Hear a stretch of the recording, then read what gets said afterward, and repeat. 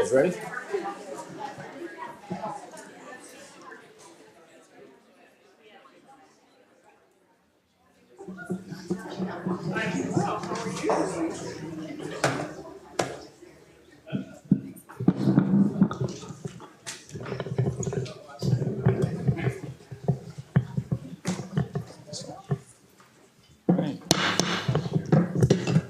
Well, good evening. It's great to have a noisy boardroom. That's a lot of excitement out there. The January 24th, 2017 regular meeting of the Everett Public Schools Board of Directors is hereby called to order. Will you please stand and join me for the Pledge of Allegiance? I pledge allegiance to the flag of the United States of America and to the republic for which it stands, one nation, under God, indivisible, with liberty and justice for all. Thank you. Will the Secretary please call the roll? Director Lassane? Present. Vice President Mason? Present. Director Mitchell? Present. President Butler? Present. Representative Carrillo? Present. Student Representative? Present. All right, we're now at section 4.0, the adoption of the agenda.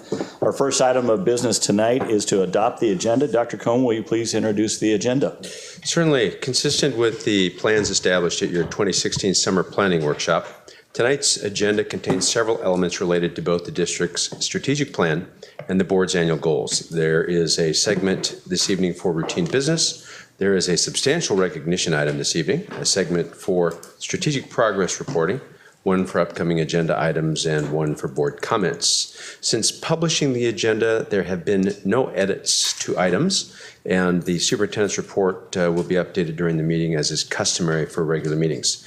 So the agenda is as it was published originally to you, and we ask your approval of it.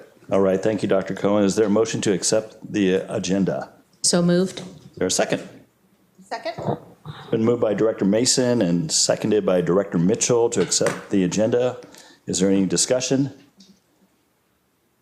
Hearing none, we will proceed to the vote. All those in favor say aye. Aye. All those opposed say nay. All right, the agenda is adopted. We're now at section 5.0. This is a very exciting time for us. We have a number of recognitions for this evening. And Dr. Stewart, you're going to kick us off. I'm going to kick us off, and I'd like to invite Mary O'Brien to join me at the lectern.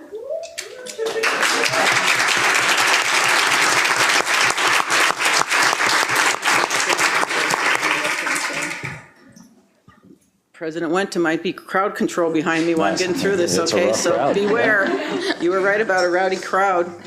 So during your careers, I think probably each one of you can think of an amazing leader who, at the end of your career, you will always, always remember. So for many of us in this room tonight, that amazing leader is Mary O'Brien, who is our new Snow Isle Regional Middle Level Principal of the Year.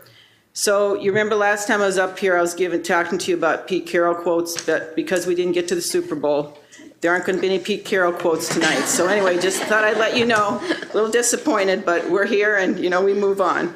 So instead, I'm not going to use Pete Carroll's quotes, but instead I'm going to compare Mary O'Brien's leadership skills to our district's core values, because she is truly a school leader that best exemplifies these district core values. So I'm just going to highlight a few, not all of them. So I want to start out with learning. Mary truly believes that each student has the ability to learn and achieve to high standards. And she's a master, and I'm going to tell you a master, and all you have to do is look behind me, at hiring and retaining quality staff members. So it isn't just their hiring, but many, many of her staff members follow her wherever she is. And she hires these quality staff members who provide students with high levels of support so that they can truly meet their goals and aspirations. Equity. Mary is a no-excuse leader, and I want to say it again, no-excuse leader who works to remove all kinds of barriers, the physical, the social, the emotional, and academic barriers, so that all of our students can access the opportunities that will help each one of them reach their goals and really approach life with confidence and hope. Integrity. Mary has worked for Everett Public Schools for the last 13 years, and she has served others with great honesty and dignity. Again, because she demonstrates integrity, she draws others to North Middle School because she is a trustworthy and dependable leader. I often observe her working right alongside her students, her staff, and her parents. And she always does this in a humble way. In fact, if she had her, I don't know what I want to call it, but she wouldn't be up here if she really could make that decision, but she's up here, so she's a very humble person. I guess your way, but tonight you're not getting your way, Mary. So collaboration. She truly believes in collaboration, and she knows it's the most efficient and effective way to increase academic achievement. She values diverse views and the power of collective experience, knowledge, and wisdom. And finally, passionate. Mary is passionate about public education. Well, also her black lab, she's also passionate about that. And she is truly a champion for all students. She believes that schools have to have a relentless focus every single day on learning, without exception. Mary's dedication to education and the real progress she has been able to make deserve to be celebrated. And I can tell you about this, but I think you really need to see it.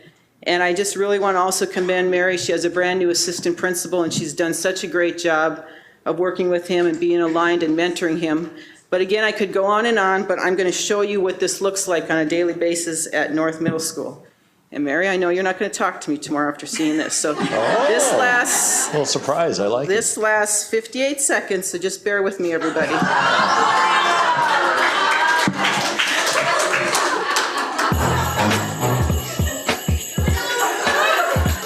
This is after 4 months of working with Mary O'Brien.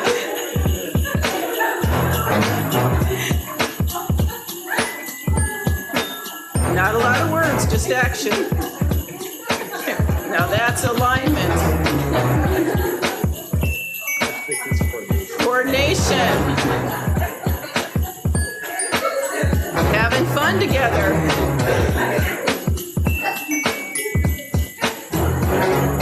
Modeling.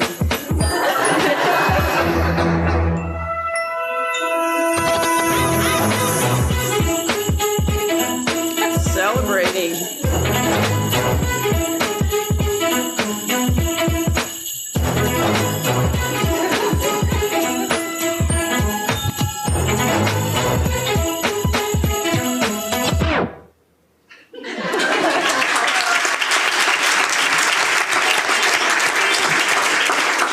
So Mary is truly a leader, like I said at the beginning, who will always be remembered by people who have been able to be fortunate enough to work alongside of her, and definitely her students and her staff. And a sign of that is all the people sitting beside or behind me. And before you sit down, Mary, I want to recognize 2 people who are in the audience tonight. First of all, her husband, Doug. So Doug, you probably don't like to stand just like Mary, but I'm going to have you do that too. So let's welcome Doug. And then a very, very special godchild, Madeline Patello, and I think she has something special to give to Auntie Mary tonight.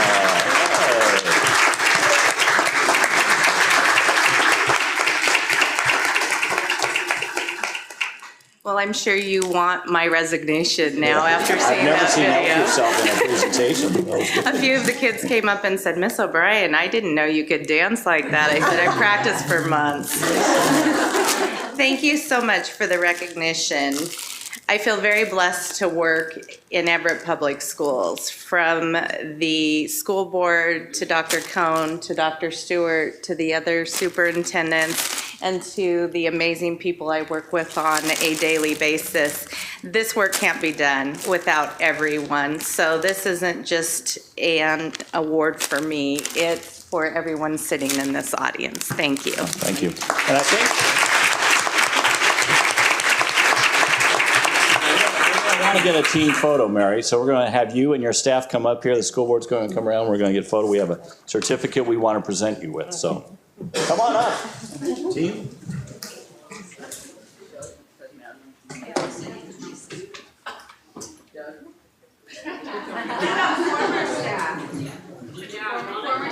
Oh, yeah.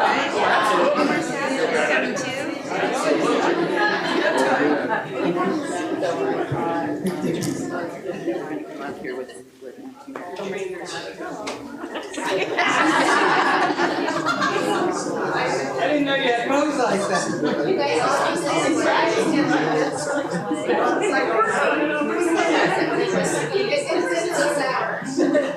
And so we have a certificate of recognition awarded to Mary O'Brien. We'll being named the 2016-17 Regional Middle Level Principal of the Year by the Association of Washington Middle Level Principals and for supporting each student in your care.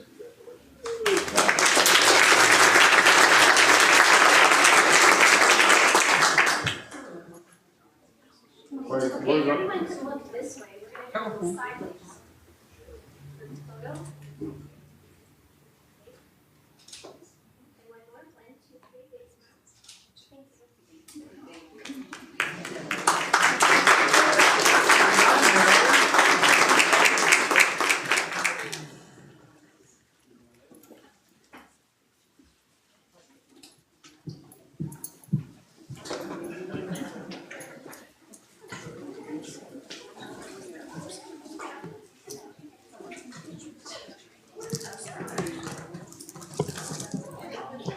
smiles. We have lots of great celebrations tonight, and we have a Macmillan Learning Award.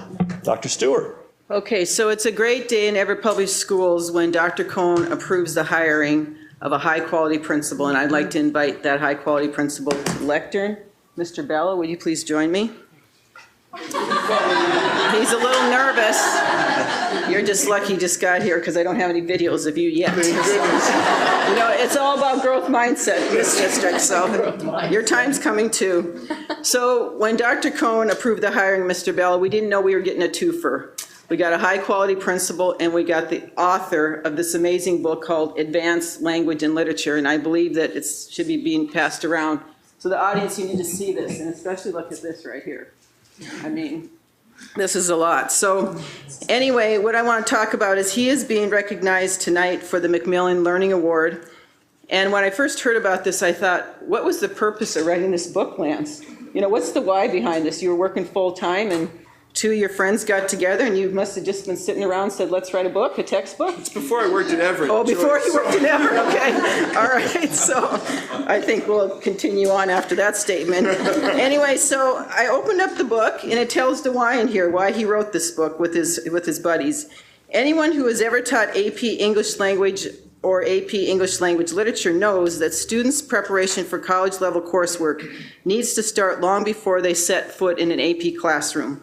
We have developed this book to provide honors and pre-AP English teachers with rigorous, high-interest literature, nonfiction, and visual text, as well as engaging questions and activities designed to support and challenge developing young minds. Walking into their English classes at the beginning of the year, students may ask, why do I have to take English again? Didn't I do English already?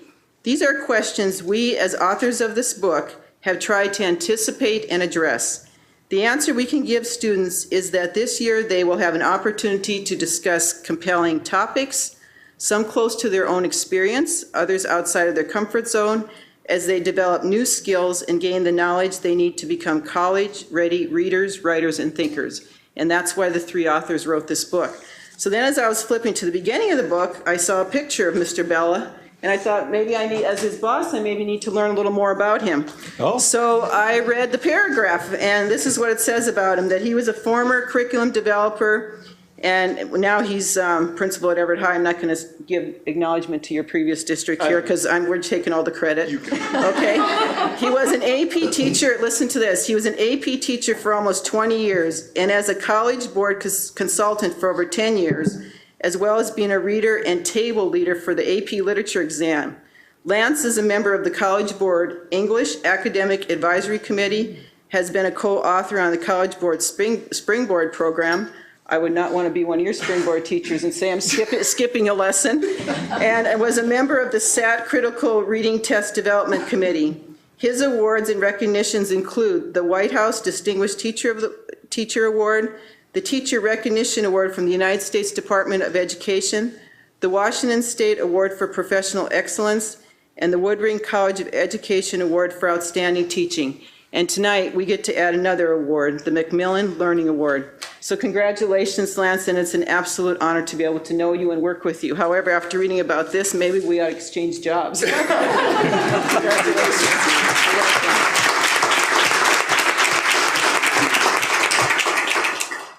Well, they say when you purchase a house, you purchase the cheapest house amongst the more expensive. So with awards, I got to stand next to a truly great award, and it made mine look even more interesting. So I'm just so delighted to be a part of this team, to work with people like Mary O'Brien, to work with the board. And I just want you to know that the work that this book represents is work of the heart. It's work of opening access for all of our students for that great experience of rigor and learning about who they are and their place in the world, and opening up possibilities. And I really know to my heart and core now, after being here for what feels like longer than a few months, that this is a value that this school board, this school district holds, and it's just an honor to work here. So thank you, and thank you for the recognition, and I really appreciate it, even though I'm terribly embarrassed right now. So. Sit down. We'll get a picture taken. We're Yeah, gonna get- look at me with no friends. They have to stand next to me. We can have them stand. Sure. Oh, good. So this was a true story. I was at dinner last night, and a friend of mine's publishing a book, and he says everyone has 2 or 3 books in them. So this is just the beginning, Lance. I'm still trying to master 140 characters. But this is a certificate of recognition awarded to Lance Bala for earning the Macmillan Learning Award and for representing every public school with excellence. Congratulations. So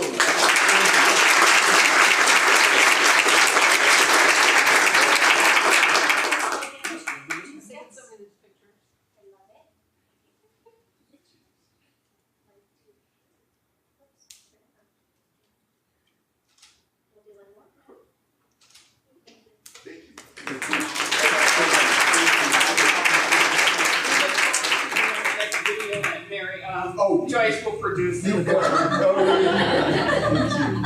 Congratulations. We don't want to resign, fans. Congratulations. Well, we have another special award tonight. That's the recognition of the Washington State Cross Country Coaches Association Hall of Fame inductee, Mr. Polk.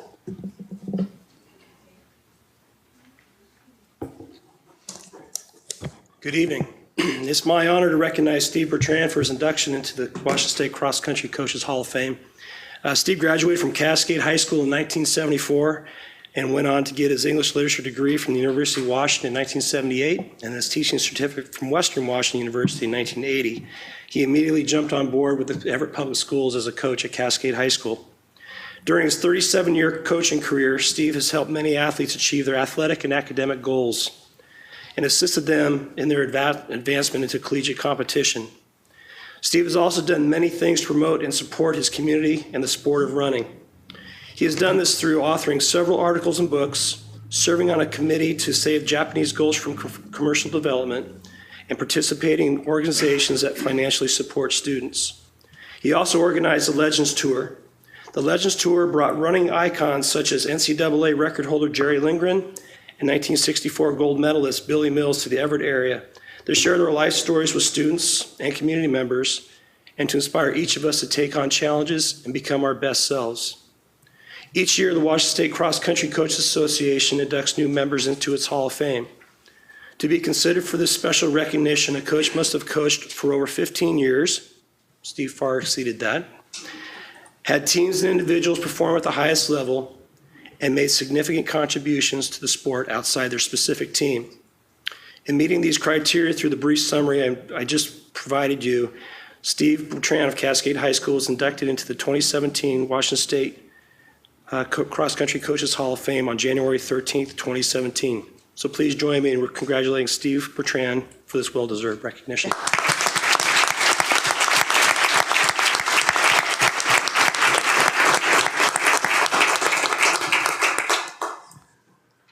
Well, thank you very much. This is very thoughtful, and it's very much appreciated.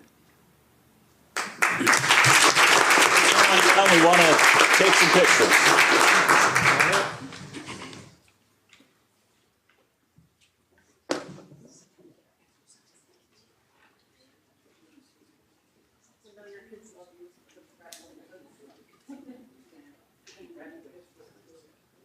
Coach, congratulations on 37 years. That's an impressive track record, not to use that metaphor too much. We do have a certificate of recognition awarded to Steve Bertrand for induction into the Washington State Cross Country Coaches Hall of Fame and for touching the lives of so many students in our area public schools. Congratulations.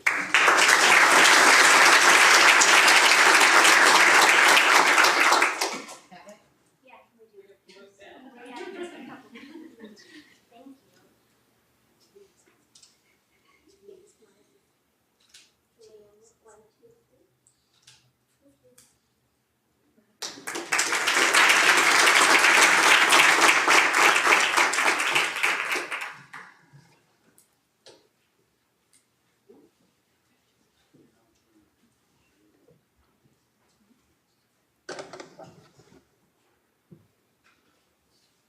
Next, we have a recognition of Search for Hidden Figures video contest winners. And if you haven't seen the movie, I just saw the movie on Saturday. It's fantastic. It's really, really good. Larry. Yeah, well, good evening. As you may know, in theaters is the movie Hidden Figures. It is based on a true story about a team of African-American women who provided NASA with important mathematical data needed to launch the program's first successful space mission. Inspired by this movie, the Pepsi Company and 21st Century Fox partnered to find the next generation of women who will lead the way in STEM. Their search invited women and girls to share their STEM stories and compete for a 3-day trip to Orlando, Florida, 4 movie tickets to Hidden Figures, membership and access to the New York Academy of Sciences, and $50,000 to put towards education or research. From a total of 7,000 applicants nationwide, the judges selected 2 grand prize winners, one in a professional category and one from a current high school student. It is with great pride that I recognize our own Jackson High School junior, Yuna Shin, as the National Grand Prize winner. Yuna's family is here tonight to celebrate with her and celebrate her achievement, and I thank them for coming to tonight's meeting. Congratulations, Yuna. What a remarkable accomplishment.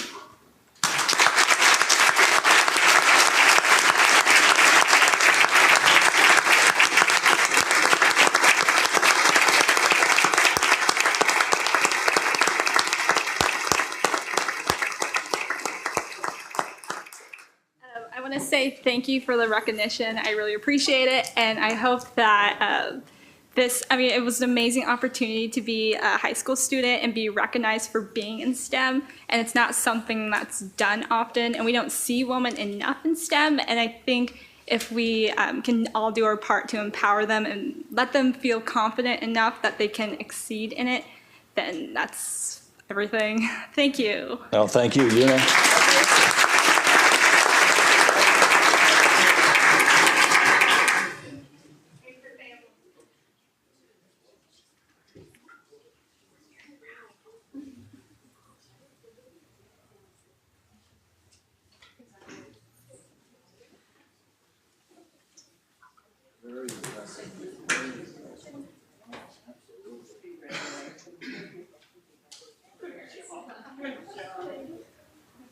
So, we have a certificate for you. It's not $50,000, we apologize. Yeah. For earning the Search for Hidden Figures video contest grand prize and for representing Everett Public Schools with excellence. Congratulations.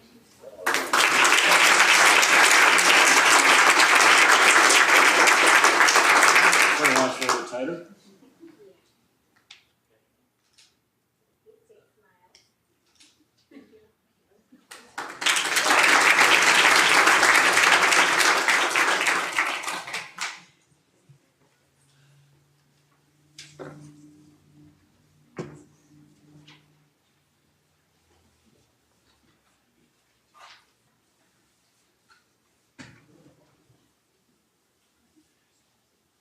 And Dr. Cohn, I believe you have a recognition. I do. Actually, I'm going to be joined by some folks. I know, a bit awkward for you all, but not for us at all. This is School Board Recognition Month, and it is I think the second time this year we had an opportunity to recognize you all.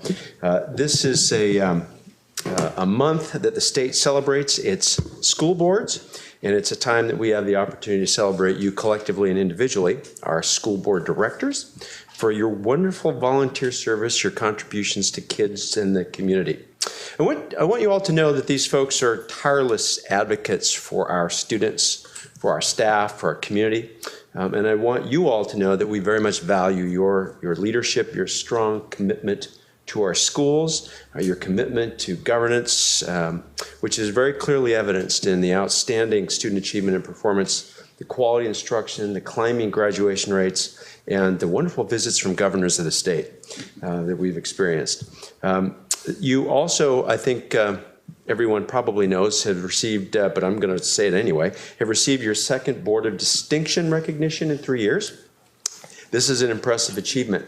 And I want you to know that the governor is recognizing you and the other school board members across the state of Washington. I don't know if you've had a chance to see the proclamation that he signed and has published. I want to read you a couple of quick facts from it. I don't know if you know that among the 295 locally elected school boards, directors approved budgets that amount to $11 billion across the state, employ 160,000 staff, and school districts across our state enroll 1 million students. So that's a pretty significant undertaking that you and your colleagues are involved in. I could spend a lot of time reading the proclamation, but I'm not going to because you told me you don't want me to do that.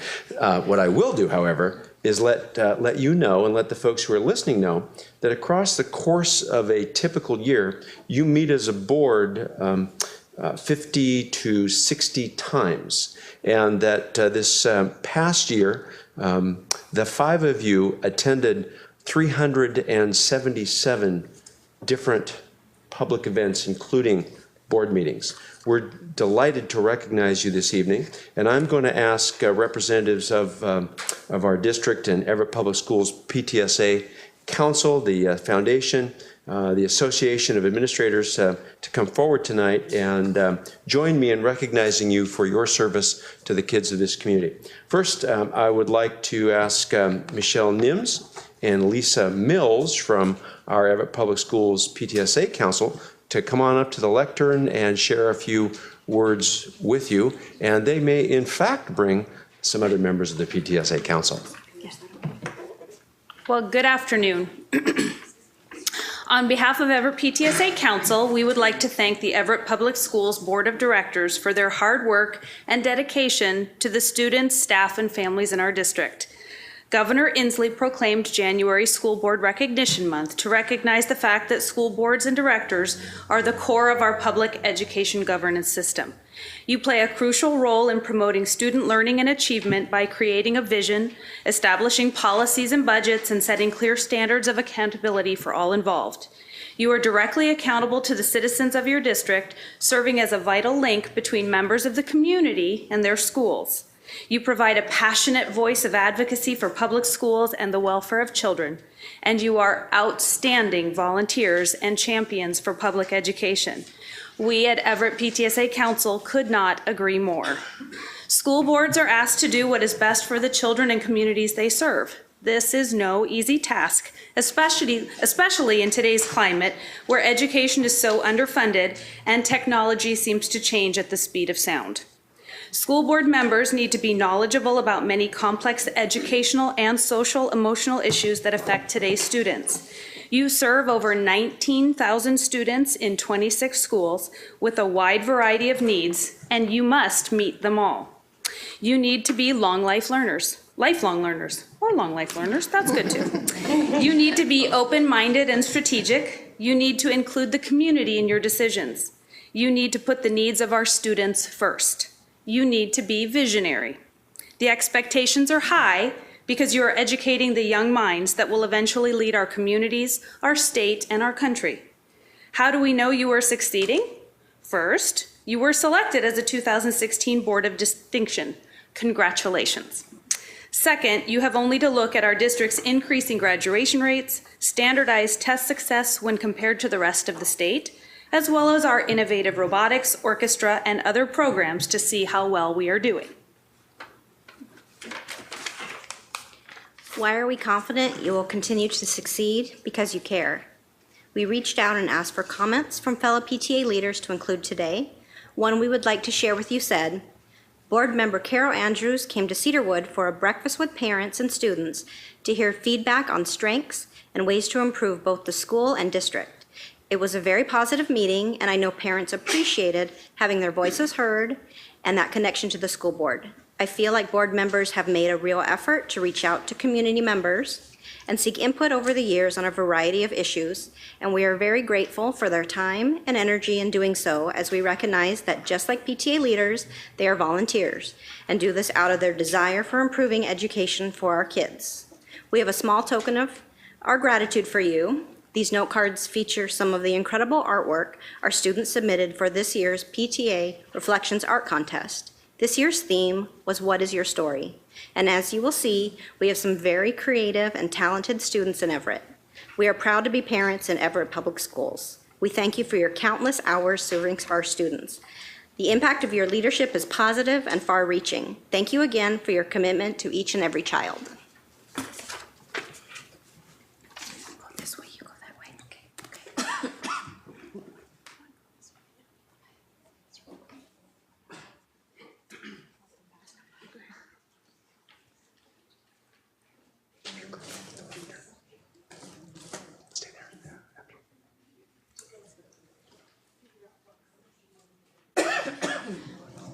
These are from Forest View. Oh, thank you. Oh my goodness. Wow. Thank you. So beautiful. I gave Carol's to her. Oh, put one by Carol. Thank you. You have, oh. Yeah. Oh, thank you. And I'd like to thank our PTSA council leaders for coming this evening to recognize you and to spend a little bit of time with us. I'm going to ask them to stay at the lectern while I ask Christy Dutton, our Executive Director of the Everett Public Schools Foundation, to come forward and share a few additional words. And then I'm going to ask her to stay at the lectern as well, because we've got somebody else, and then we're going to take some pictures. Well, good evening. I know just from my experience being where you are that tonight is but a celebration of all that you've already heard tonight, all the great work that our staff and our students do. And congratulations to the young lady at Jackson. There you are. I mean, what an amazing accomplishment. And on behalf of the foundation and the board, congratulations to you. That's really cool. On behalf of the Everett Public Schools Foundation, the students, staff, and community that we both serve, thank you for your selfless service to our Everett Public Schools. To be a leader, you need courage, compassion, a vision for the future, and a steadfast knowledge that together you affect the future of our students and give flight to their dreams. John Quincy Adams said it best about leadership. If your actions inspire others to dream more, learn more, do more, and become more, you are a leader. Thank you for your work each and every day on behalf of staff and students in the Everett Public Schools. Christy.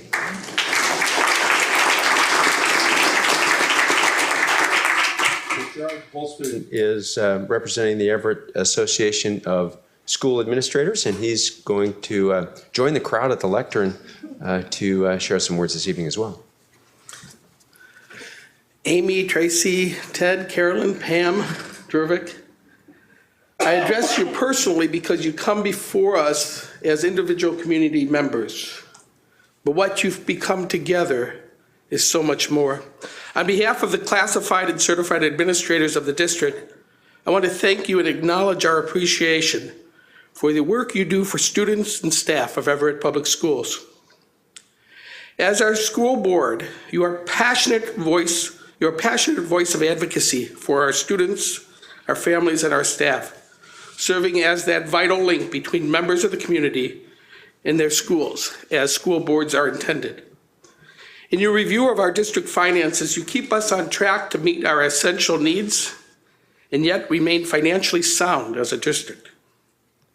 As you monitor implementation of integrated technology, you push us forward, preparing staff first for the work we are expected to do with students.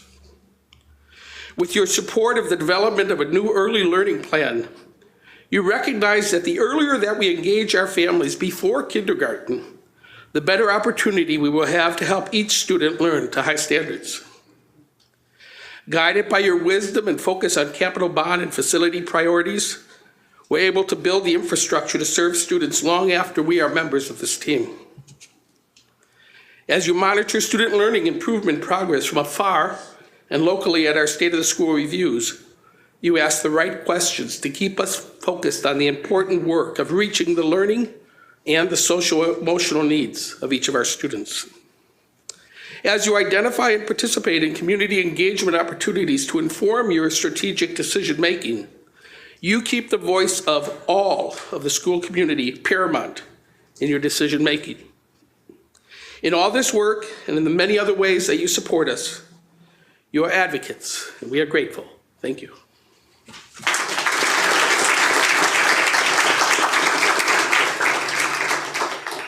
I want you to know that the board members have more than once asked me, do we really have to do this? And do we really have to do this school board recognition thing? Because they, like so many of us who receive recognition, get a little bit embarrassed by the singling out and the praise, because we don't always handle praise well. I will tell you, these folks work very, very hard on behalf of the kids in the community. They don't always get the praise. In fact, I can tell you from helping them out that usually the communications that they receive are complaints. That's kind of the way life works sometimes. So we want to make sure that they have an opportunity, like all of us, to understand how much we appreciate them, how much we appreciate how much they invest in all of us, and how hard they work on behalf of the kids and the staff and the entire community for whom this school district operates. Each of them received a certificate of recognition that looks a little bit like this one tonight, and each of them deserves and receives tonight our thanks, our praise, and our gratitude. And all of you who would like to spend a moment getting a picture with them, come on up front and join the folks who are at the lectern, because we want them to know how much we love them. We're going to put the picture on the website.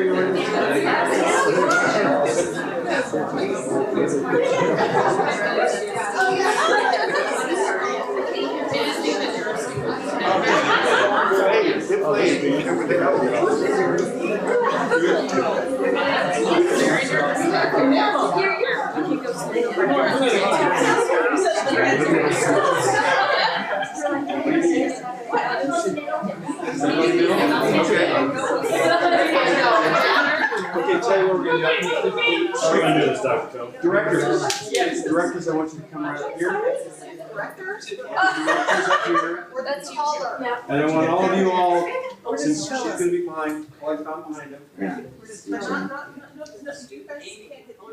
Those of you who are a little bit shorter than they are, come to the side. Those of you who are taller, go in the back. Mike, you with that bright shirt, go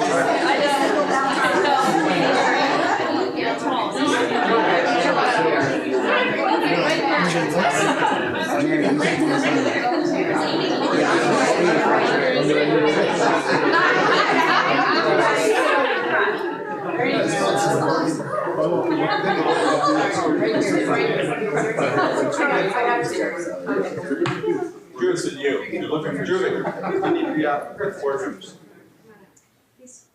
I know he's tall, but he's also a student. How you doing? Can you catch us all? I'll be on my team. Big smiles. 1, 2, 3. 1, 2, 3. Thank you. Thank you, everybody.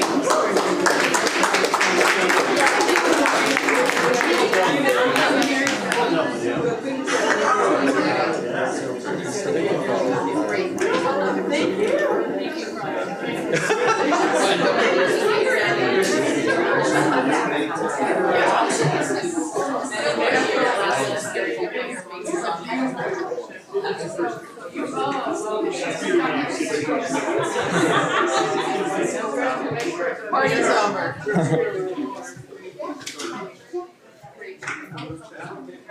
Oh, wow, next. That's right.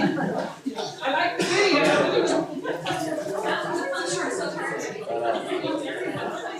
I know, I realize.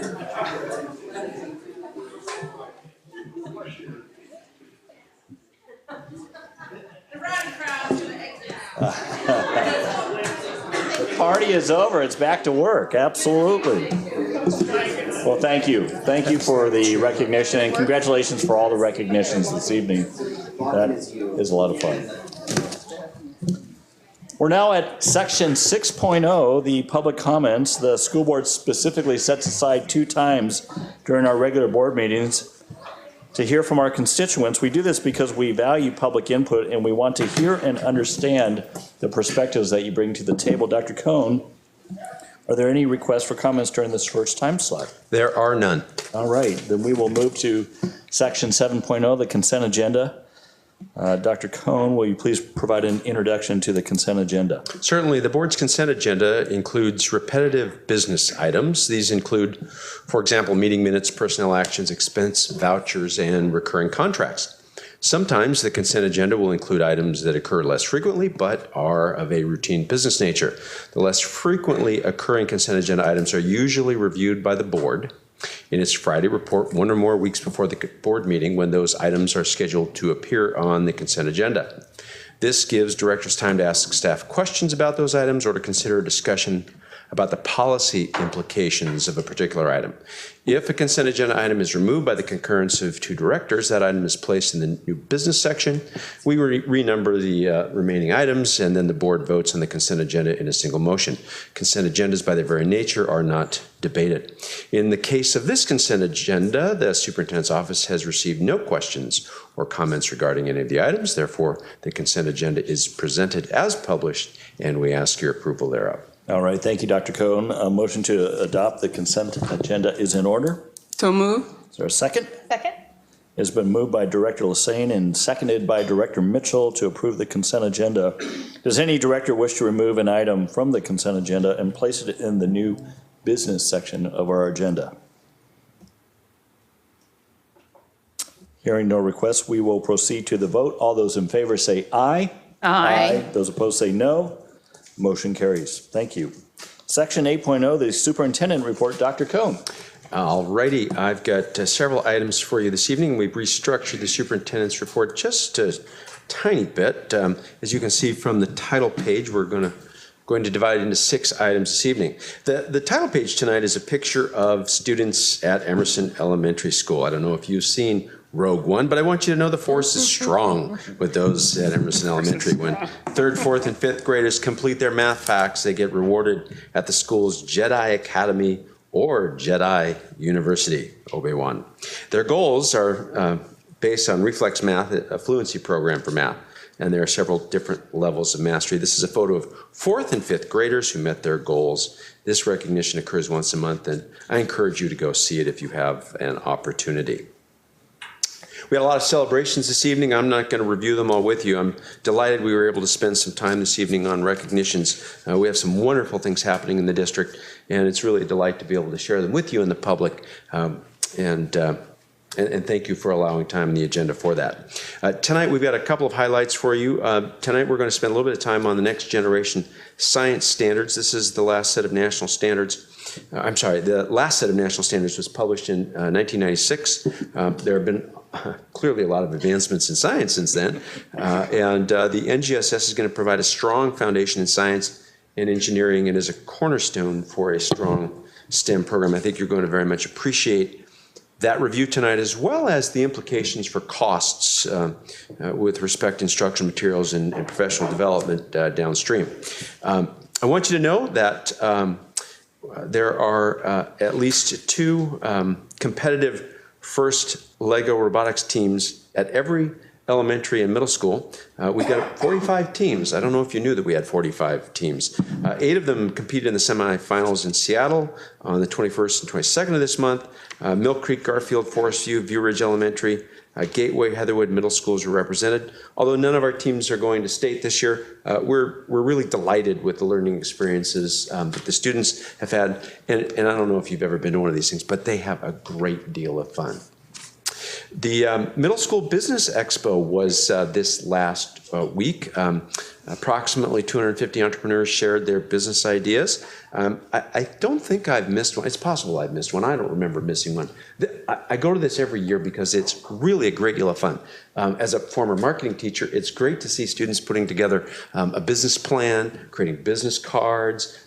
There was one, I think, Pam, you were at one booth with me, and the student had recorded a radio commercial. Actually, his little brother had recorded a radio commercial. It was really very, very good. So I have to tell you that the number of community members who get involved in this and the skill level of these students is really tremendous. So I suggest that anytime you have an opportunity to go to see this business expo, that you give it a shot. I want to congratulate our Cascade High School Athlete of the Week. Paris Smith was recognized for being named the Athlete of the Week by the WIAA. This obviously doesn't happen to too many students. Paris leads Cascade's bowling team and was nominated by her coach, Ron Hicks, selected by committee, and it was then honored from a group of students nominated from across the state. We congratulate her on that recognition. I think all of you knew that the governor visited the district as part of his kickoff of his statewide education tour. This is a picture of his arrival at Garfield Elementary. He spent time with, I think, 5 or 6 groups at Garfield that afternoon, well, that morning, and spent a great deal of time in one of the kindergarten classes. He got to hear from some of our folks who are involved in the Beginning Educator Support Team program. He got to spend some time with some 5th graders who were very articulate, and I heard him quote them several times later in the day. He then hopped up to Lake Stevens, where he visited a middle school, and then came back here for a meeting with superintendents from around the county. We're delighted to have the governor start his tour here in Everett Public Schools, and look forward to another visit from him. I wasn't really sure whether I should put this in general updates or good news. It's both. It's sort of a strategic priority for us, so we went ahead and put it in with the other update types of items. Our graduation rates were made public by the State Superintendent of Public Instruction's office, and as you can see from the numbers in the display, we've increased once again both in the 4-year rate and 5-year rate, and you can see how we compare here to the state and the countywide graduation rates. We're very, very proud of the work that staff do across this district day in and day out to help students graduate. And I want to add, this is while we are increasing the standards in Everett Public Schools and adding highly challenging courses and asking more of students year after year after year. We're continuing to increase that graduation rate. I want to thank in particular Dr. Stewart, who leads this work across the district. We wouldn't be there if it weren't for an incredible team of educators in Everett Public Schools. State of school reviews have begun. I know that some of you have attended these already. We start these this month. They last pretty much through March, and every single school has an opportunity to describe for district leadership, instructional staff, some of their peers, not community members this year, but certainly a lot of folks in the district, how they're going about the work that they're doing to close achievement gaps, to increase overall performance, and to improve the social emotional health of students in their school. So we'll, of course, have a special meeting with you later in the season where we'll analyze the results of those state of school reviews. We also use the school review data, especially the requests for support from schools, to help us prioritize our budget budget needs for the next year. Wanted you to know that we've had a scheduling expert with us in the district. Dr. Michael Reddick is a professor emeritus in the College of Education at James Madison University. He joined us for several days, has been working with staff in the district and schools on a variety of different ways of structuring school days in response to our 24 credit analysis and our pilots and the work that we're doing. He also spent some time talking with us about start times, and you'll be hearing more about that as the team begins to report out on our 24 credit pilots and the direction we intend to head over the next several years. I wanted you also to have some construction updates. Mr. Gunn is going to review some of the work that's going on in the district for you. This is not the capital program update, but this is a section of the superintendent's report that we're going to be including from here on out with regard to the work that's happening on major projects. Go ahead, Mr. Gunn. Okay, as Dr. Cohn mentioned, there will be in 2 weeks a more in-depth update on our projects that are underway. There are actually 5 other presentations scheduled relating to the potential for a 2018 bond and work on our current bond and levies over the next 3 months or so. So we're going to be coming back to you quite a few times and talking with you. So what I'm going to cover, and I don't know what order the slides are, or if this is the only slide. That's it. Okay, this is it. All right. So quickly, I'll cover. We are proceeding on schedule on all of our 2016 bond and levy projects that we had planned to do work on in this first year. This is the first of 6 years over the course of the bond and levy projects. So I'll say basically on all of our year 1 projects, we have selected the architects and the design teams are proceeding. We're collecting information, data, doing soils testing, topographical surveys, and on some of our projects, wetland surveys. Also on the new elementary school project, we have engaged a traffic engineer and are getting ready to, well, we're actually talking with the county already about the conditional use permit requirements that would go with the new elementary school. We'll talk more in depth with you on that in 2 weeks. The North Middle School project is in basically the same stage of design. It's in schematic design right now. On both that project as well as the new elementary school, the educational specifications have been completed and we'll be bringing those to you over the next couple months. When we do that with those 2 projects, we plan to also present to you the schematic design drawings. So you'll get a look at the actual elevations and floor plans and site plans for those projects as well. Some other projects, safety and security upgrade. This, we're heading into the first year of a 3-year project. 9 schools will be upgraded this summer. And again, more to follow in a couple weeks. Gateway Middle School, we're planning on doing the heating, ventilation, and air conditioning system as well as roof replacement this summer. We have ordered 8 portables for this summer. Hawthorne Elementary School will be getting flooring replacement at that school. Fire alarm panel will be replaced at Heatherwood Middle School.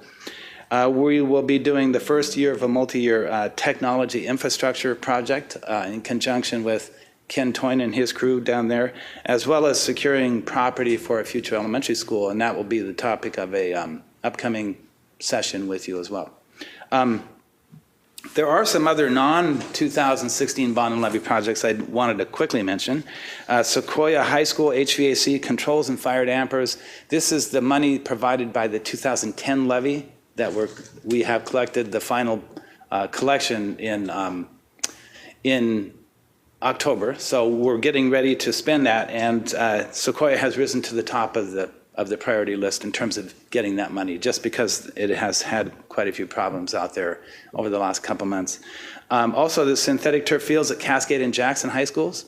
That money is coming from previously received state matching funds and other non-bond, non-levy funding sources. That is proceeding on track for completion this summer.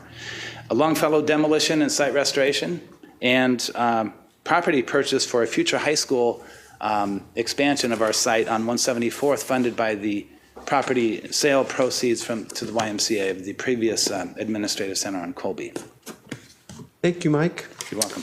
Would like to thank our Everett Public Schools Foundation for a gift of $5,000 to support Penny Creek Elementary to host their Authors Celebration Day. It's something that they, I think they do perennially, and I don't know if you've been to one of those, but they're great fun. I encourage you to take time to go to that if you have time. And I also want to thank the Mill Creek PTA. They provided $7,600 to support the elementary students' field trips at Mill Creek. The photo that you see here is of first graders visiting Woodland Park Zoo last year and apparently going nose to nose with what looks like a leopard. But I can't tell what kind of spots those are. It looks like a leopard to me. All right, what's ahead? You have a regular school board meeting on February 7th. We're going to schedule, due to your availability, all 5 of you, a very short executive session to consult with council for half an hour prior to the regular meeting. We have the Ledge Conference coming up February 12, 13. We've conducted the orientation for the majority of our students who typically go to this. We have a President's Day holiday coming up, midwinter break, February 2021, and you have then a special board meeting on the 27th of February. That's what the rest of next month looks like. That's my report. Thank you very much. All right, thank you, Dr. Cohn. We're now at section 9.0, the strategic monitoring report. Tonight we're going to have a presentation on our next generation science standards by Dana Riley Black and Andrea Cartwright, and we've scheduled 30 minutes for presentation and 10 minutes for conversation afterwards. Welcome. Thank you. If you haven't met Andrea, this is Andrea Cartwright. She is our science and engineering specialist for our school district. So to get started, we'll introduce this as, in this evening's session, focused on the Next Generation Science Standards, or the NGSS, we plan to illustrate the difference between the old science standards and the NGSS, including the structure, content, and sequence of the standards, and preview the scope and implications of Everett Public Schools' transition to the NGSS, including funding implications, materials adoption, professional development, and timeline. The format of this evening's session will be the following. First, we will provide a brief review of Everett Public Schools' current science education program. We then will provide an introduction to the NGSS, and with this context, we will overview the projected timeline of Everett Public Schools' transition to the NGSS. The next 3 slides will provide a brief review of the district's science education program. Our reason for providing this review is to emphasize the district's readiness and capacity for transitioning to the NGSS. Everett Public Schools has a strong systemic pre-K-12 science curriculum. We offer our students year-long science in every grade K-12. All grades include opportunities to learn life, physical, and earth and space science. Our science curriculum was strategically selected so that scientific concepts build from year to year. For example, the 2 images at the bottom of the slide depict student learning of Newton's laws, that is, the concept of forces in motion. The left image is from our curriculum, our kindergarten balls and ramp curriculum, in which students investigate the distance a ball travels based on the height of a ramp. The image on the right is from our high school physics by design curriculum, in which students experiment with negative acceleration and in-depth experience in learning about speed in motion. Everett Public Schools has a strong infrastructure for supporting teachers and their use of the district's adopted science curriculum. Notable supports include the Science Resource Center, or the SRC, and facilitators and specialists that support teachers' instruction by way of professional development and coaching. Today we have with us Brian Day. Brian Day, our CTE STEM director, Shannon Lacey, our secondary science and engineering facilitator, Allison Greenberg, our elementary science and engineering facilitator, and Andy Savalt, who supports our career-connected learning, which certainly ties into science. For example, the elementary teachers new to the school district or new to a grade level receive at least 10 hours of initial use professional development to support their teaching of the science kits. The Science Resource Center is located in the basement floor of Hawthorne Elementary School and is run by 2 full-time, 1 half-time, and 1 substitute staff member. The SRC is not a warehouse for a science curriculum. Rather, the SRC is an assembly and distribution center. Think of an Amazon fulfillment center. On an annual basis, over 1,600 science kits comprised of over 5,000 crates are refurbished for our K-8 classrooms. You can kind of see them all in there. Included in these kits are approximately 30 different types of critters like butterfly larvae, cockroaches, and crawfish. In addition, the SRC supports the ordering and supplies for many of our high school science and CTE classes. The SRC almost magically allows for materials to show up at our teachers' classroom doors, allowing teachers to focus on instruction without having to worry about materials. The results of a strong systemic science curriculum and strong science support for teachers is strong science learning and achievement for students. You have reviewed these data before with Catherine Matthews. Everett Public Schools science achievement data are amongst the highest in the state. Moreover, Everett Public Schools has a strong culture and expectation for science for all students. Indeed, we have strong readiness to transition to the NGSS. When introduced to the NGSS, the 2 most common questions are why and how. The prior national standards were developed in 1996. Consider the world in 1996. What do you recall? VHS were still in use. DVD players were not available until 1997. Mobile phones were in their infancy. Many people used pagers. We had to dial up to access the internet from home. Wi-Fi wasn't established until 2003. People did not have access to personal GPS. We had to use paper maps. And the Human Genome Project was not yet completed. Defibrillators were not portable and therefore not accessible in most buildings, and Google was not yet born. Indeed, there have been many advancements in science and science education, and as can be noted across the Puget Sound region, our community and economy is driven by innovation. We needed a new framework to prepare students for their future. The development of the NGSS was not led by the federal government. Rather, the development was led by the states. Scientists, engineers, academics, teachers, and community members collaborated on the development of the standards. 26 states partnered to develop the NGSS. Washington State was one of the very active members on the team. The NGSS were published in 2013. We would like to show you a very short portion of a video to introduce you to the NGSS. The first speaker on the video is Ellen Ebert, our State Science Director.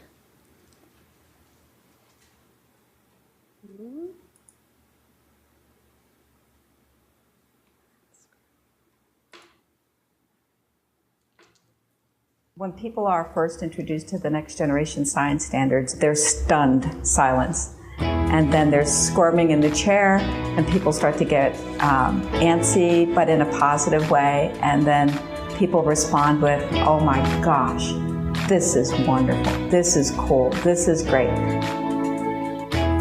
This is an unprecedented time in education in the United States. Standards in themselves, the total document, the next generation, has the power to influence all of the components of the education system. But see, normally we teach out of context. The biology teacher is teaching here, the mathematics teacher there, the English teacher over here. And then when it's time to synthesize, guess what?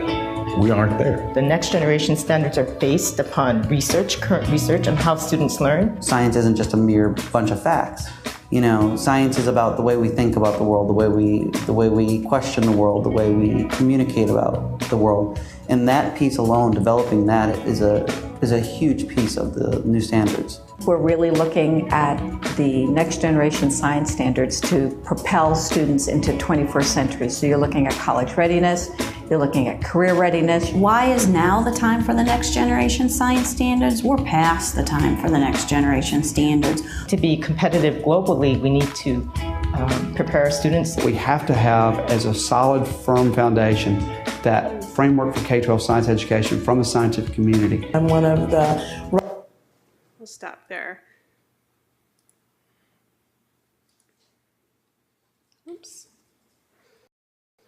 This brief video outlines some of the major shifts of the NGSS. We'd like to highlight or emphasize a few. The NGSS reflect the practices of contemporary science and engineering. These new standards do not solely focus on content, but also the practices of scientists and engineers. The integration of scientific knowledge and how it is acquired and applied helps students gain authentic and innovative perspective in their study of the natural world. Both the nature of science and engineering are integrated throughout grades K through 12. Science is the process of asking questions of the natural world, and engineering is the process of developing solutions to a problem. And while they are different, science and engineering are interdependent. As compared to our prior science standards, the NGSS include lesser numbers of science concepts.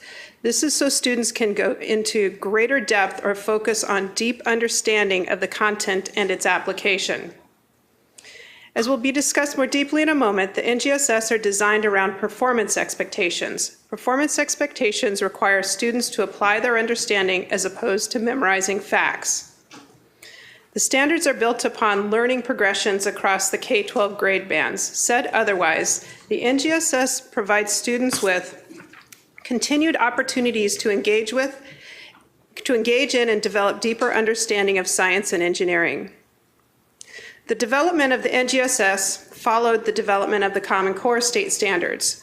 The writers of the NGSS were very deliberate in aligning the NGSS to the Common Core. As all of these standards can be accessed via online platforms, educators can be in one set of standards and link to the aligned information in the other set of standards. At Everett Public Schools, we are working to establish our Career and Technology Education, or CTE, programs so that it is not a separate area of content, rather supportive of the core content courses. As we will share shortly, the NGSS and the CTE are very compatible.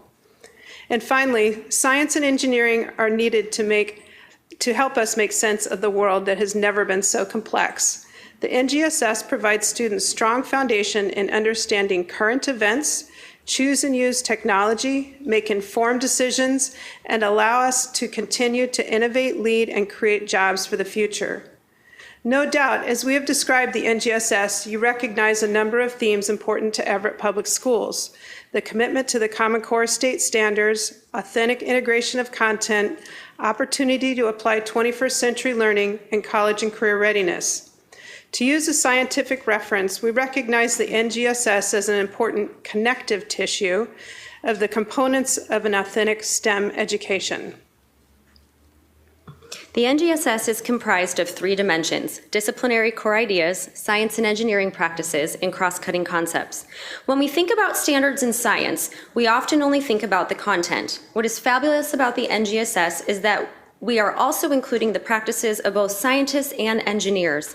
In addition, there are themes that cross-cut all of the practices and core ideas. Disciplinary core ideas are grouped in 4 domains: the physical sciences, the life sciences, the earth and space sciences, and engineering and technology. The core ideas have been identified as being foundational to science learning. These central ideas have been organized in a coherent scope and sequence and build from kindergarten through high school. We are excited because for the first time, engineering is integrated into our science standards.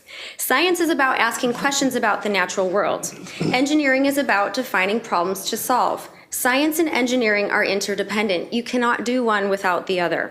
Scientists and engineers both achieve their ends in similar fashions, and as a result, share many of the same practices as they work.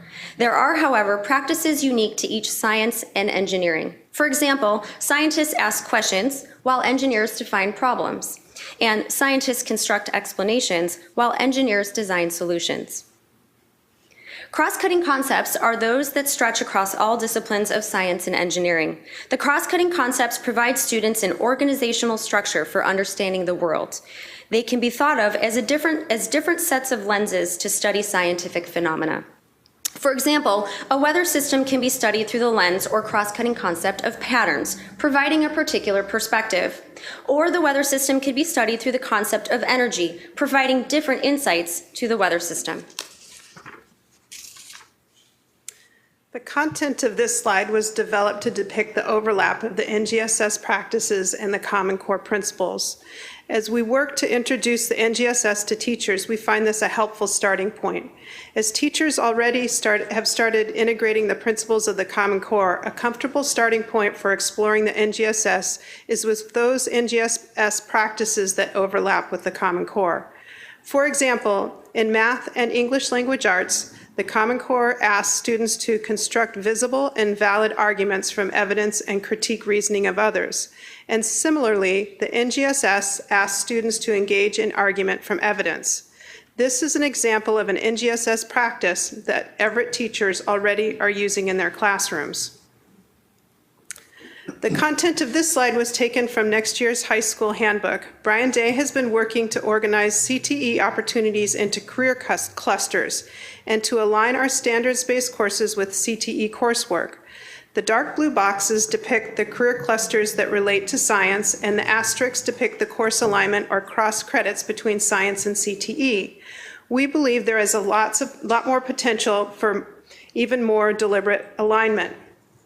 What this slide does not depict is the middle school courses that are feeder or introductory courses to these career clusters.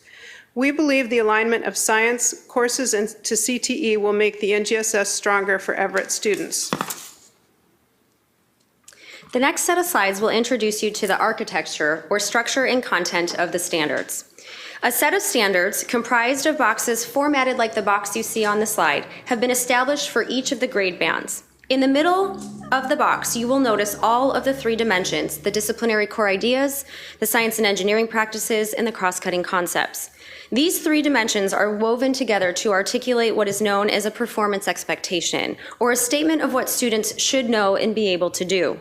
The performance expectation is located at the top of the box. At the bottom of the box, you will notice that each standard includes connections to the Common Core standards. This slide compares an old science standard to the NGSS. The example compares middle school ecology standards. While our old standards have provided a strong foundation for the development of the NGSS, you will note the old standards ask students to explain and give examples, while the NGSS asks students to apply their learning. Utilizing the next three slides, I will unpack the NGSS performance expectations to show how the three dimensions, the core ideas, the science and engineering practices, and the cross-cutting concepts, are woven together.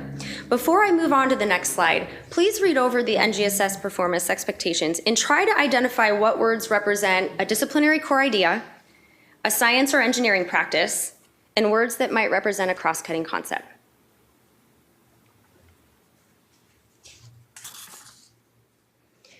The orange of this slide emphasizes the disciplinary core idea of the standard. Prior standards include science content, but with the NGSS, the integration of the practices and cross-cutting concepts provides opportunities for students to engage in the authentic work of scientists and engineers. Indeed, this is opportunity for students to pursue innovation. The bright blue of this slide highlights the science and engineering practices of the standard. For example, as in the top performance expectation, scientists and engineers construct models about phenomena to make their thinking visible, make predictions, and make sense of an experience. There are multiple ways in which models are established in science and engineering, including diagrams, physical replicas, mathematical representations, analogies, and simulations. The green on this slide emphasizes the cross-cutting concepts of the standard. Like previously stated, the cross-cutting concepts provide a set of lenses that can be used to explore and explain phenomena. For example, the concept of energy and matter is integrated throughout the different content areas of our current middle school curriculum. In 7th grade, in the Populations and Ecosystems unit, students learn about food webs. And in the Human Body System unit, they learn about the energy gained and lost through digestion.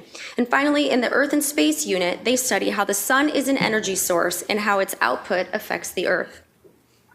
To conclude this brief introduction to the standards, we should emphasize that any particular standard is not meant to be addressed in a day or a week, but rather over long stretches of time. As a result, teachers will address multiple standards throughout units and courses. The next couple slides I'll talk about one of the main implications or the most significant implications of transitioning to our new standards. In grades K through 5, the performance expectations that Andrea introduced are organized by grade level. However, in grades 6 through 12, the performance expectations are organized by grade bands. In Washington State, it is left up to school districts to decide how to organize the standards in grades 6 through 12. And then it's up to the school district to decide how to create its courses. It is suggested that to implement the standards, school districts first organize the performance expectations into course maps and then into courses. There are emerging thoughts as to how best to develop course maps. For example, on this slide we have 3 examples. The conceptual progression model would most align to the standards, but would create the most significant change to secondary, both middle and high school courses. The science domains model is more closely aligned to traditional middle school and high school course trajectories, but they integrate engineering throughout. And the modified science domain model is very aligned to traditional science courses and only focuses shifts at the high school level. We will need to consider the many contexts of Everett Public Schools when developing course maps. And then once course maps have been established, we will need to determine if we will adopt and/or adapt new courses and instructional materials. The next series of slides are timelines. The first set of slides depict the timeline of our work to date, or our creating readiness for the transition to the NGSS. Washington State adopted the NGSS in the spring of 2013, shortly after the NGSS were published. OSPI often references the NGSS as the Washington State Science Learning Standards, or the WSLS.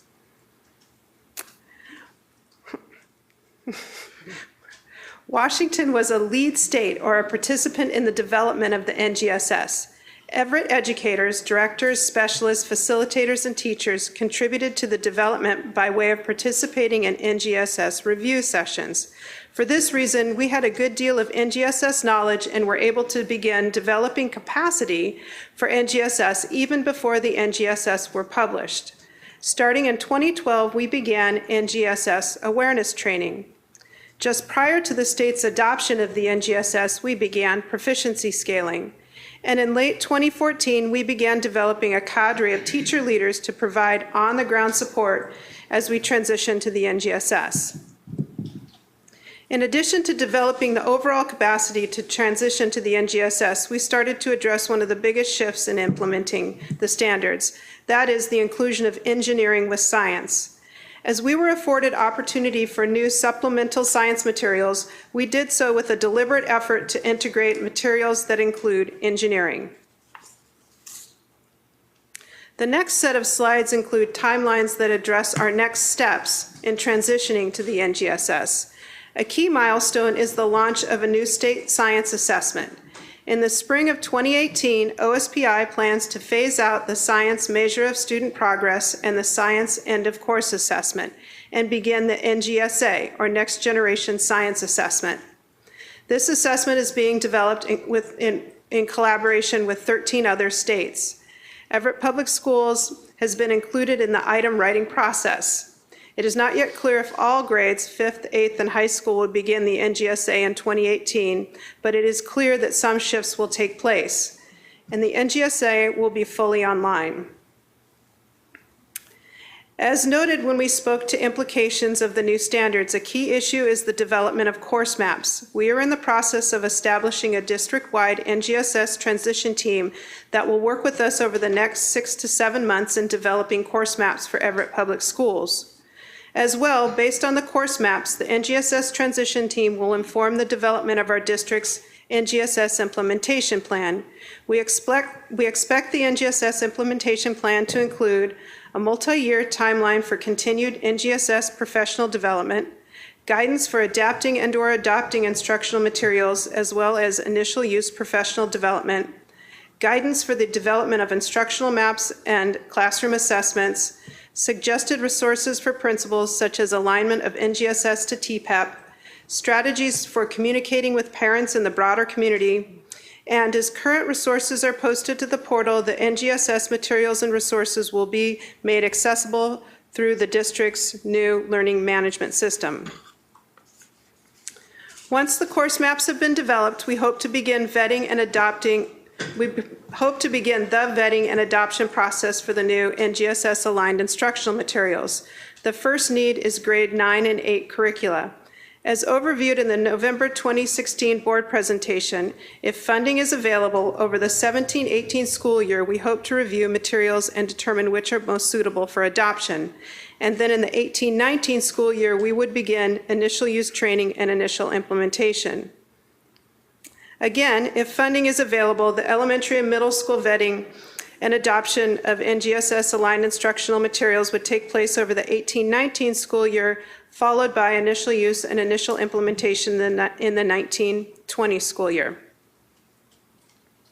So in summary, we'd like to share that the NGSS are a sophisticated set of standards. They model the complexity of contemporary science and engineering, and it is this complexity that affords students the opportunity to become true innovators.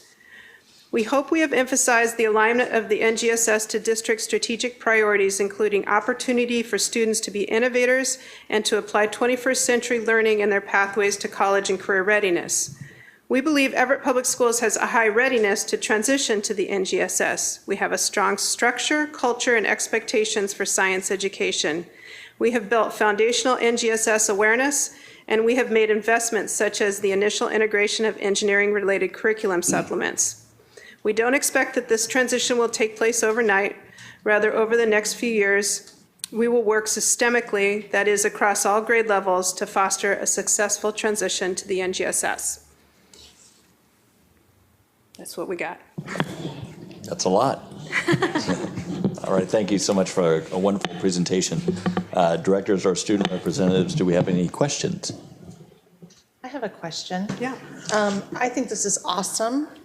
I also see big dollar signs, potentially, because I'm guessing, and so please correct me, biology will stay biology, but it might be taught differently. Am I understanding that correctly? Or is it like when we moved to the Common Core ELA, we adopted Springboard. In biology, we have Campbell's textbooks. Is Campbell's looking to go NGSS, or will we be looking at potentially all new textbooks for every single science class so that they are aligned? So first of all, biology always will be biology. Because we look outside and there's biology happening, and that's what we have. Our first step for Everett Public Schools really is to create course maps that will then inform how we go about doing an adoption. And there's many different ways course maps can be developed. And what we have to do as a school district is to take in all the variables that are important to us in creating those course maps. And those course maps will then inform the types of courses we have. So it could be that we continue to have traditional biology, physics, and chemistry courses, or it could be that we decide they're woven together in some way. We don't know. We don't know, but we want to be very pragmatic about aligning to the standards, but also aligning to what resources we have and what is our capacity at this given time to take on. Thank you. One of the questions that I heard there that, cost is very important in establishing the proper professional development over the summer for all of our science teachers and how we're going to do all this. Have you put together or laid out a progressive plan to show how much additional funding may be required during the summer months when professional development or any type of bringing all of the science teachers together to develop these maps and what that's going to cost? So I want to just clarify the question. There's the first step of establishing the course maps, and we have worked with, where does Peter sit now? We work closely with Peter to establish a budget to bring together a cadre of educators from across the district to put that together. We have that budget item figured out. We have worked with Peter to create some projections of what we think materials would cost. We haven't, because we haven't made the adoptions or the adaptations, we haven't mapped out the actual PD costs, but we could, professional development costs, we could do that. I don't know if you're looking for specific numbers at the moment or not. I know you had mentioned just for the transition start back in 2011, when we started looking at coordinated science. What we did do is we started awareness training in professional development, I'm assuming, with all of our science teachers. As we go forward in 2017 and we start progressing with the course map development and the implementation plan, do we have any idea how that's going to be reflected in our future budgets that we can lay out? Do we know, have we seen those numbers, and are we setting aside additional funds that we might need for professional development over the next couple of years? We absolutely have seen those numbers. We've projected those numbers and we've carved that out. We probably have a 24 to 36 month projection on what PD costs would be relative to this course design, materials that would be NGSS aligned, and the initial use in year one implementation costs that we would incur going forward. So we have that. Okay, gotcha. It's draft. It's got a draft Understood. all over it. Understood. Yeah. We're working toward that so that we can, I mean, with so much funding issues on the board right now and challenges that we face this year as well as next year with the levy cliff coming up, to be proactive in identifying those funds and setting aside the right necessary funds to go forward with, we've got to take everything in consideration. Absolutely.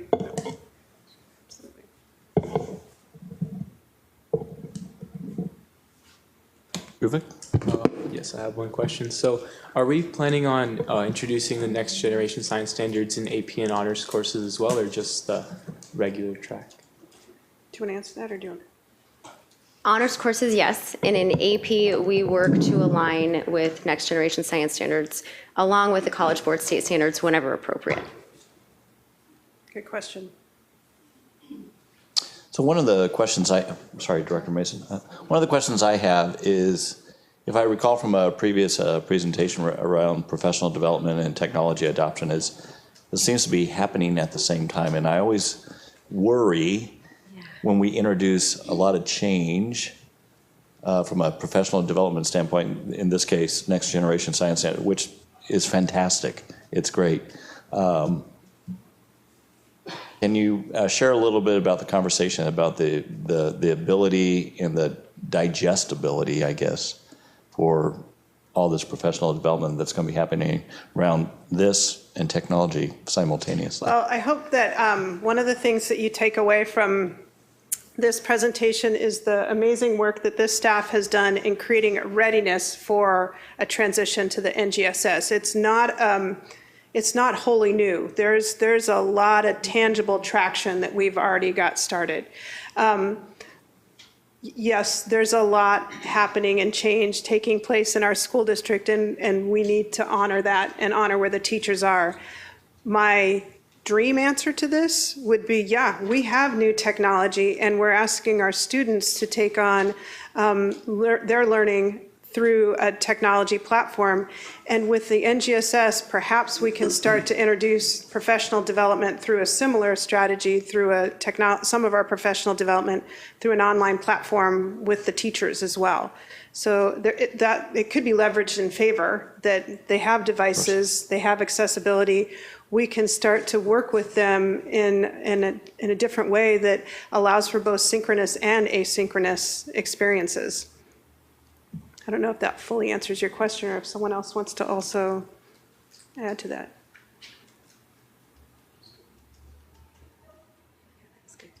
I just want to thank you for a very comprehensive overview. You guys did an excellent job at really outlining where we are and where we're going and the integration. And it's exciting to see that maybe finally we're getting here, and that the work that has already been done in our district, definitely a huge focus and a not maybe as big of a shift as we think it's going to be in the end, which is great. So thank you all for the work that you do.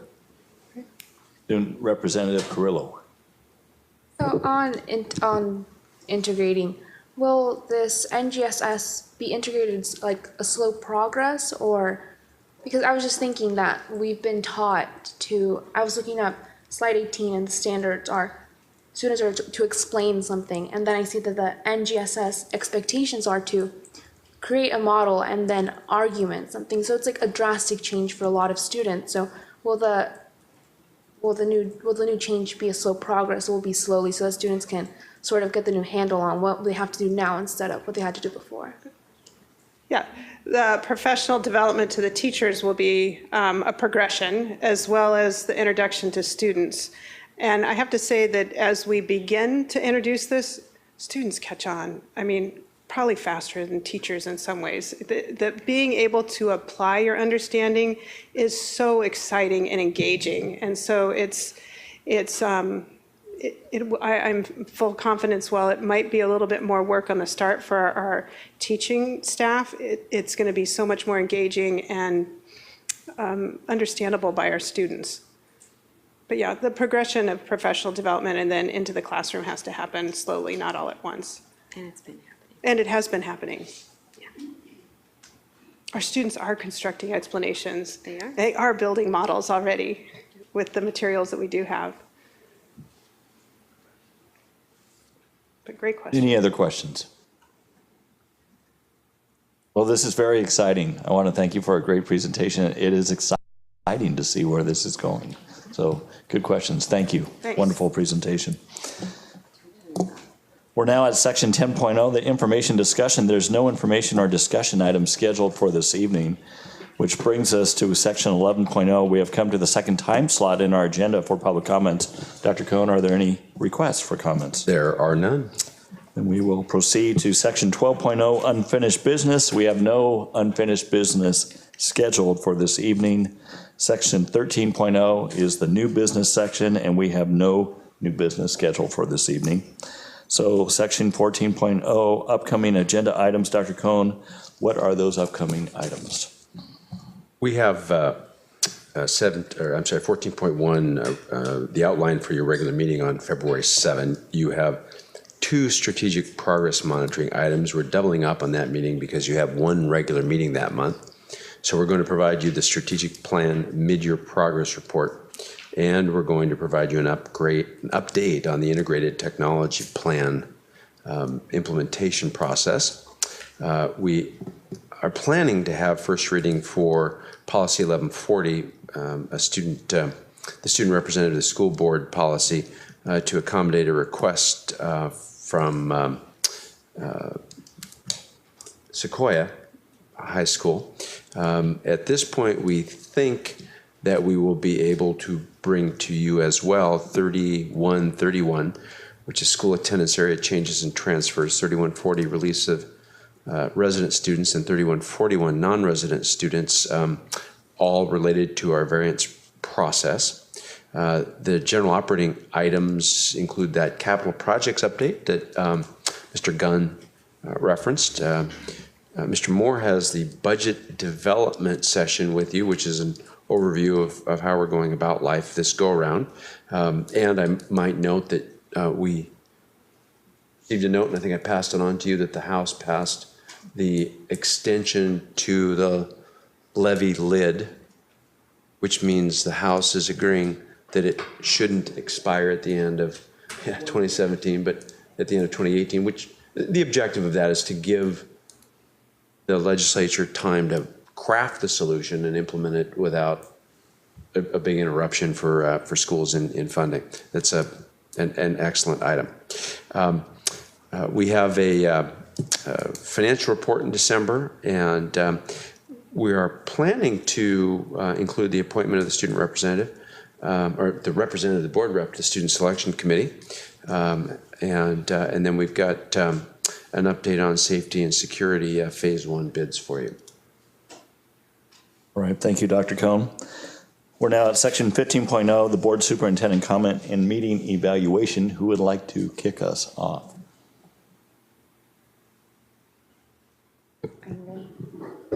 Oh, well, I have to say the recognitions today have been amazing, and not only about the principal of the year, but also the scholarship, the $50,000 scholarship. I may not know her personally, but I'm very proud. It's just amazing to see that students here actually are just so intelligent and they can do so much. And I have to say right now, everyone's just so nervous about finals. I know I'm going to go home afterwards and study as much as I can because tomorrow I have my first finals, and I'm very nervous for them.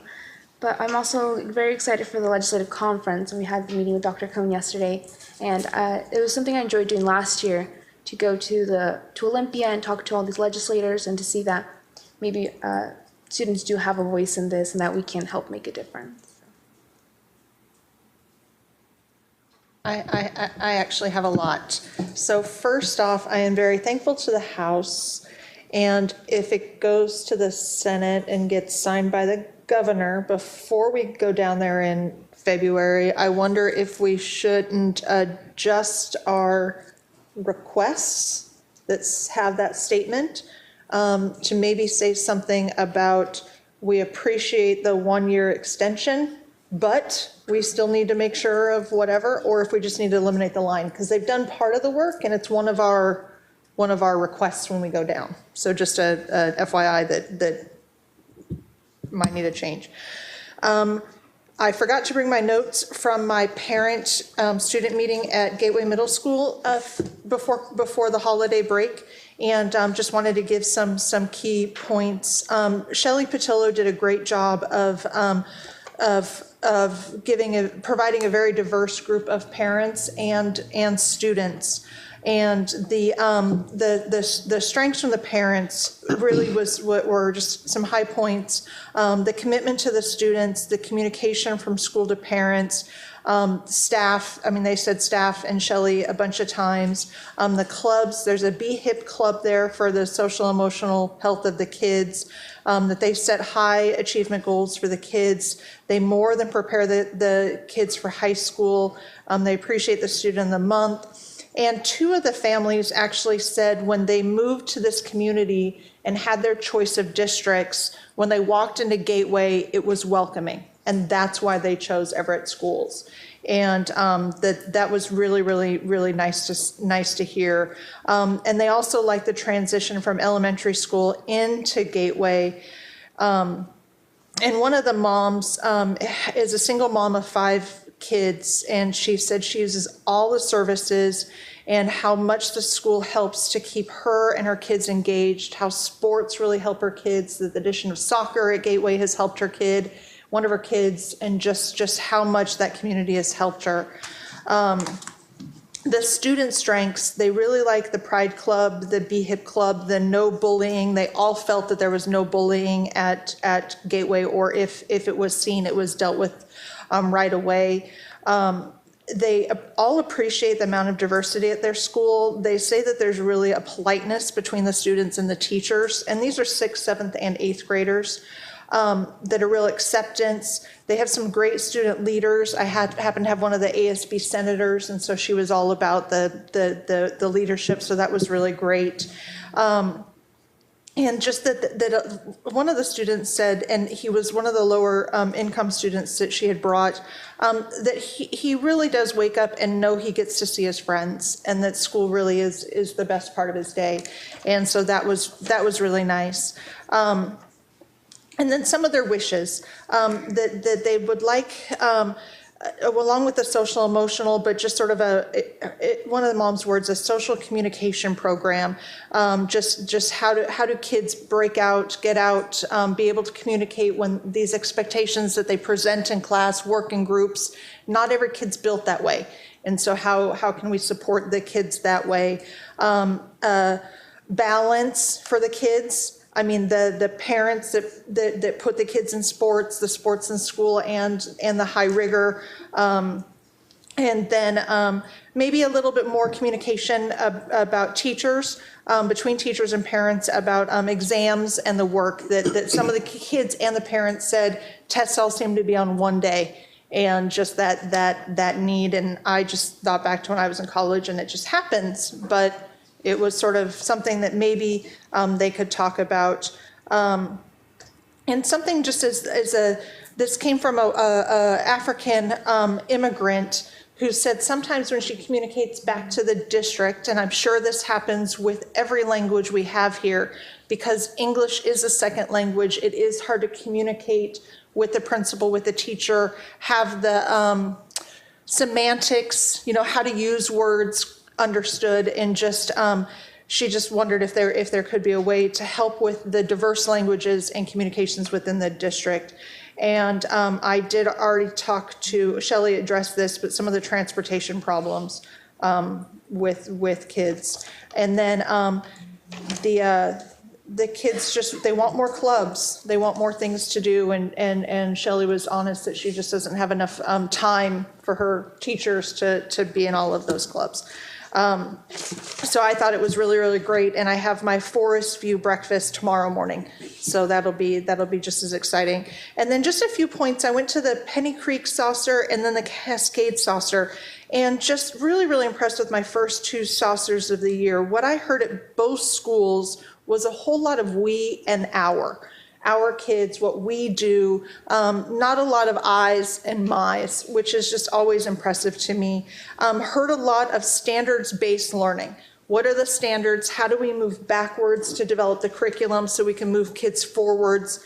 That was really great. At Penny Creek, they did talk about, had both ELA and math teachers talking about the vertical alignment and the horizontal alignment. So how are they doing science K-5? How are they doing math K-5? And then how are fifth graders, fourth graders doing those sorts of things? And that I had seen this at Forest View the year before, and now Penny Creek, I don't know how long they've been doing it, but putting the fifth grade math students in their math level so that they actually go to one of the 4 fifth grade teachers' classrooms to do math. And it sort of does get them ready for middle school when they're having to change classes. And I felt that was really good to hear. And then just the continuous improvement. Every single, both of the presentations, every presenter talked about their own professional development, the school's development, how they're all working to do better and more. And I just have to really recognize that the teachers and the staff, they work really hard. I mean, you all work really hard. These teachers that presented, the staff that presented, I know how many hours they work to put in for the kids. One of the teachers who presented, I see her at Starbucks at 7 in the morning. Penny Creek doesn't start until 9 something. She's going to Starbucks on her way to Penny Creek. She works more than a 6.5-hour day to care for those kids and help with their learning. And then just the last thing, that both of the presentations I've been to talked about one of the newer areas for us, but just that social emotional. What we're doing for each kid at Cascade, what they're doing to really help the kids that need help, just sort of parents, teachers identifying those kids, making a relationship, and at Penny Creek with the different clubs, the real emphasis on no bullying and the other things we're doing. And then we added that third counselor at the middle school level, and I think that we're doing the entry into really that social emotional. How do we make these kids whole people and whole kids and everything? And I'm just so thankful. Director Mitchell. Ruvik. Sure. So just to echo what Amy said, so for Jackson's finals start tomorrow too. So I think the tension is at like an all-time high at school right now. And also about the legislative conference, I'm really excited to go to that. I've actually never been to Olympia before, and so that'll be kind of a new experience for me. Director Lassane. Yes, I do always like to have recognitions, and I'm so proud of the 4 people that we were able to recognize this evening. And I know they all said it, if it hadn't been for those that came before them and those who mentored them and those who supported them, they would not have achieved what they have achieved. But I must truly say, as a board member, if it hadn't been for you guys out there, the district, the staff, the prior school board members in which we stand on their shoulders, today would never have taken place. So I really do appreciate all the work that you guys do, because it makes us look good, even though you do the work, so thank you. And those that we recognize today, their hard work, it goes without saying that we have some top-notch people here, and I truly enjoy being a part of this organization and being a part of this job. I really enjoy that. I've had the opportunity to go to 3 State of the School reviews this past time, Emerson, Eisenhower, and Cascade, and I must say that they all have shown a lot of focus and dedication on equity, a lot of focus on reducing the gap and providing their kids with what they need. And I am so grateful for their hard work that they do every day. The Middle School Business Expo, my gosh, the ideas and the imagination of our 7th graders out there is unbelievable to think about the opportunities that are available to them in the future and through their creative imagination. It's just amazing.